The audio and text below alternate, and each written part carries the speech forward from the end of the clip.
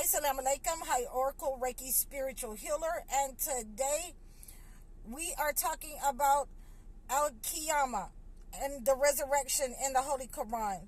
So this is one of my favorite surahs, and I was doing some comparing with the Holy Bible and the Holy Quran last night about the resurrection. And I saw some discrepancies, but there was more similarities than discrepancies. So I'm going to give you this today, and we're going to talk about some of the healing practices after the crucifixion that I still use today, that's still in circulation in healing practices. So let's get into it.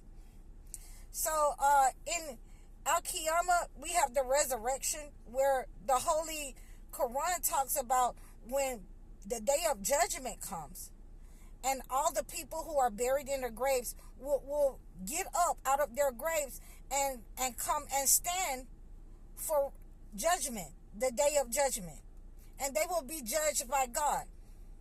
So with that being said, we have, two instances I'm going to give you in the Holy Bible, and the first one is Acts 2:24, where it says Jesus died on a Friday and was resurrected on a Sunday, the first day of the week.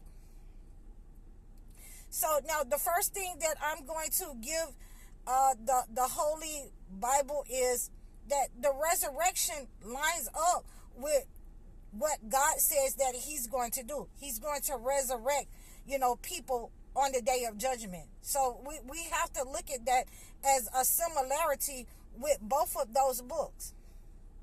Now, what I have to tell you and what you have to understand is that most Christians go to church on the Sabbath, and they say that Sunday is the Sabbath. And I have, I'm here to just let you know that Sunday cannot be the Sabbath, and it cannot be the first day of the week. So if it is saying here that, and on your calendar, it is the first day of the week, we also understand that the resurrection could not have gone on from Friday to Sunday, because that would give us 2 days. The resurrection, Friday, Saturday, Sunday. And usually, these miracles, these things that God give us, usually would happen on the Sabbath, which is a Saturday. So, there is a discrepancy right there that, that is, I don't want to debate about. It's factual that God did certain things on his holy day. And God doesn't change. So now we have another similarity in the Holy Bible. Ezekiel 37:1-4. God raising an army of dry bones. And this was done on a Saturday. So we have to understand that, these practices usually happen on the Sabbath, the day that we were supposed to keep sacred. And for some reason, there were changes made to the book so that people would become confused. People would worship on the wrong day. But that's neither here nor there. We are looking at these similarities, that God is going to raise the dead. There will be a resurrection, that Jesus is coming back to the earth. Excuse me. So this is what we wanted to look at. Now we're going to take a look at some of the healing practices that was given, and at the time of Jesus, we were looking at when he was being prepared after the crucifixion. So this is the second part of this. Some of the herbs used, and there was a man in the Bible called Nicodemus that used 100 pounds of herbs and spices in order to prepare Jesus' body for the grave, to bury him, for the burial.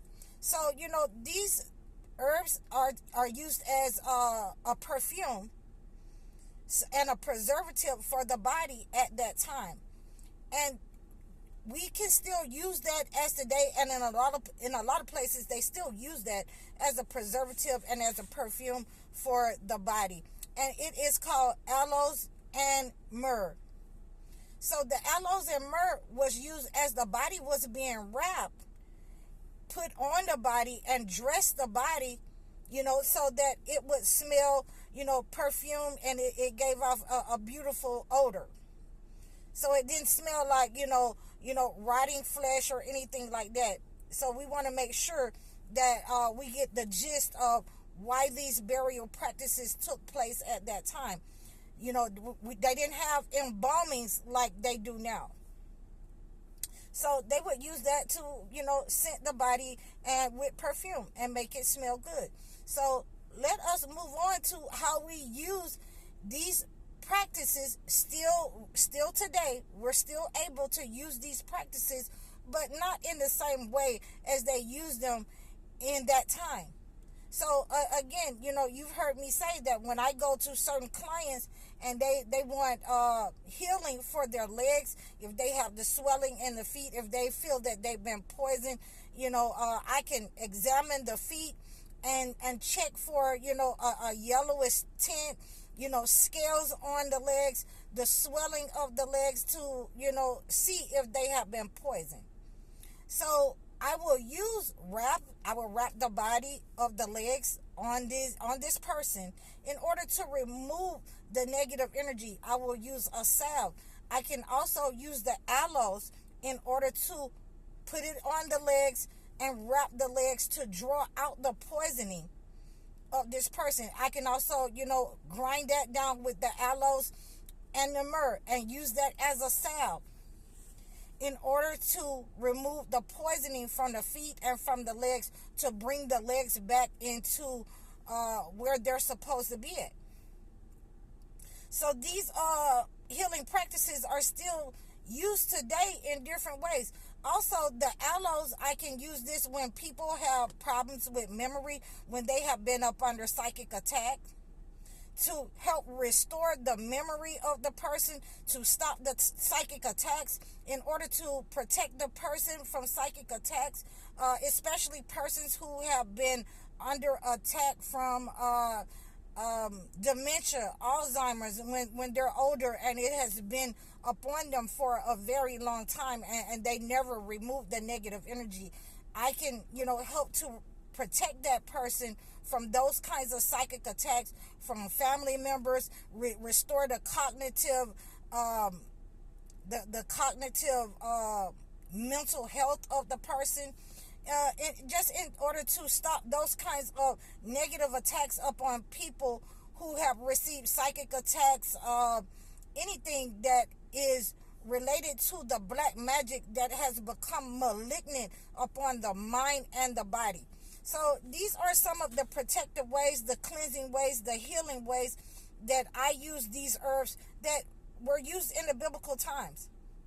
And a lot of you have had these herbs right at your fingertips.